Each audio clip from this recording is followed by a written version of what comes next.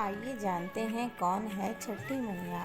छठी मैया के दिन भगवान सूर्य और छठी माता की पूजा का विधान है। ऐसा माना जाता है कि छठ की पूजा तब तक पूर्ण नहीं होती है जब तक इस पावन पर्व की कथा न सुनी जाए। ऐसे में चलिए विस्तार से जानते हैं छठ पूजा की पौराणिक कथा के बारे में। प्रकृति के छठे भाग से षष्ठी देवी की उत्पत्ति हुई है। इनको देवसेना भी कहा जाता है। जो व्यक्ति षष्ठी देवी की पूजा करता है उसके मन की मुराद अवश्य पूरी होती है। पौराणिक मान्यताओं के अनुसार छठी मैया को सूर्य देव की बहन और ब्रह्मा देव की मानस पुत्री माना जाता है। इनका नाम षष्ठी मैया है, जिन्हें आम बोलचाल की भाषा में छठी मैया कहते हैं।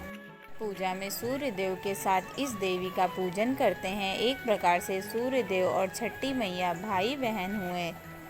एक समय की बात है, एक राजा प्रियवंद थे जिनकी पत्नी का नाम मालिनी था। विवाह के काफ़ी वर्ष बीतने के बाद भी उनको संतान नहीं हुई। तब उन्होंने कश्यप ऋषि से इसका समाधान पूछा तो उन्होंने पुत्र प्राप्ति के लिए यज्ञ कराने का सुझाव दिया। कश्यप ऋषि ने पुत्र प्राप्ति के लिए यज्ञ किया और राजा की पत्नी मालिनी को प्रसाद स्वरूप खीर खाने को दिया।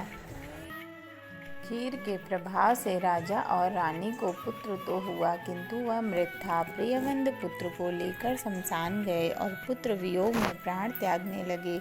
उसी समय भगवान की मानस पुत्र देवसेना प्रकट हुई। उन्होंने राजा से कहा कि सृष्टि की मूल प्रवृत्ति के छठे अंश से उत्पन्न होने के कारण मैं षष्ठी कहलाती हूँ।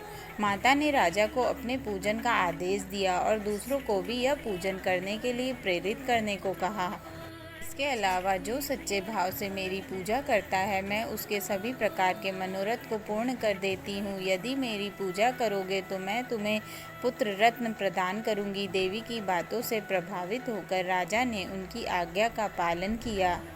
राजा और उनकी पत्नी ने कार्तिक शुक्ल की षष्ठी तिथि के दिन देवी षष्ठी की पूरे विधि विधान से पूजा की। इस पूजा के फल स्वरूप उन्हें एक सुंदर पुत्र की प्राप्ति हुई। तभी से छठ का पावन व पर्व मनाया जाने लगा। छठ व्रत के संदर्भ में एक अन्य कथा के अनुसार जब पांडव अपना सारा राजपाट जुए में हार गए, तब द्रौपदी ने छठ व्रत रखा। इस व्रत के प्रभाव से उनकी मनोकामनाएं पूर्ण हुई तथा पांडवों को राजपाट वापस मिल गया।